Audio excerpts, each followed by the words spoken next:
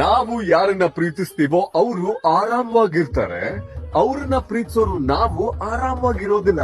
ಇದು ಯಾಕೆ ಗುರು ಹೀಗೆ ಅನ್ನೋ ಪ್ರಶ್ನೆಗೆ ಫೈನಲಿ ಉತ್ತರ ಸಿಕ್ತು ನೋಡ್ರಿಪ್ಪ. ಅದೇನೋ ಅಶ್ವಿನಿ ದೇವತೆಗಳು ಇರ್ತಾರಂತ, ಎಲ್ಲದಕ್ಕೂ ಅಸ್ತು ತಥಾಸ್ತು ಅಂತಿರ್ತಾರಂತ. ಅಂಡ್ ನಾವ್ ಬೇರೆ ಪ್ರೀತಿ ಒಳಗ ಮೈ ಮರೆತ ಹಾಡ್ ಬಿಟ್ಟಿರ್ತೀವಿ, ಲೋಕದ ಸುಖವೆಲ್ಲ ನಿನಗಾಗಿ ಮುಡಿಪಿರಲಿ, ಇರುವಂತ 100 ಕಹಿ ಇರಲಿರಲಿ ನನಗಾಗಿ. ಹಿಂಗ್ ಹಾಡ್ ಬಿಟ್ಟಿರ್ತೀವಿ. ಆ ದೇವತೆಗಳು ಇದನ್ನ ನೋಡಿ, ಹೌದಾ ಅಪ್ಪಿ ಇದನ್ನ ಬಯಸಾಕತಿಯ ಮನಸಾರೆ ತಗೋ ನಿಮ್ಮವನಂತ ಹೇಳಕ ವಿಶ್ ಮಾಡಿರ್ಬೋದೇನೋ.